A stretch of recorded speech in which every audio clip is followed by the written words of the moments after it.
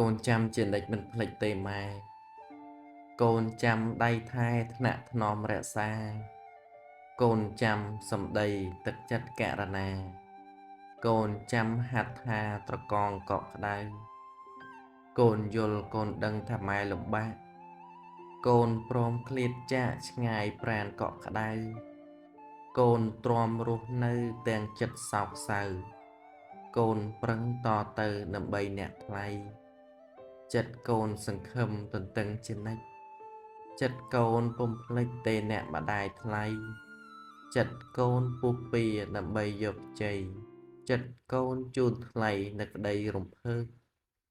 កូនស្រណោះអ្នកទឹកភ្នែកវាចាកូនចាំពាក្យថាអ្នកពិតរំភើប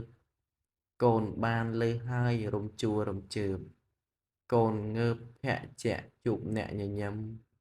គ្រាសែនស្រណោះកូនបានបំរើគ្រាមិនអាចដើររូបលោកឈឺធ្ងន់គ្រានោះម្ដាយថ្លៃស្រដីមកកូន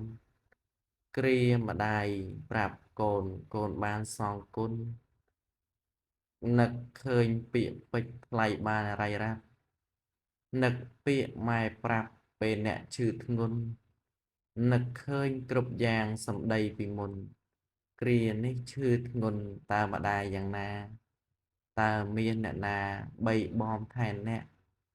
តើពេលនេះអ្នកសុខទុក្ខយ៉ាងណាគ្រានេះកូនឆ្ងាយតើបានអ្នកណា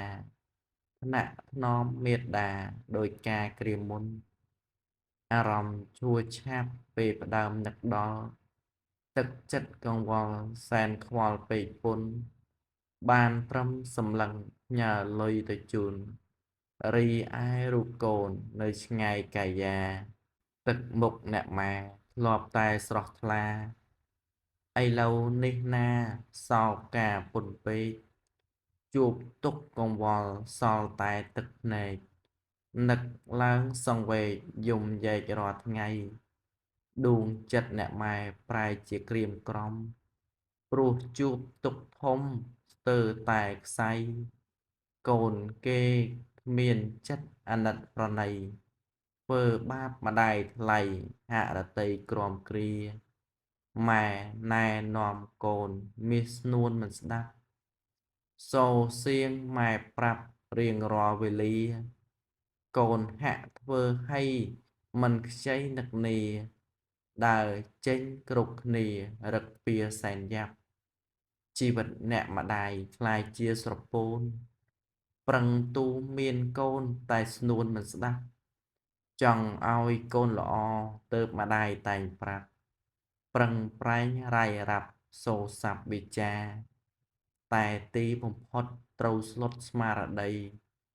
កូនគេធ្វើឲ្យគ្មានក្ដីមេត្តាធ្វើឲ្យម្ដាយយំក្នុងអោរាចុកចាប់ពើបផ្សាទុកខាក្រៃលែង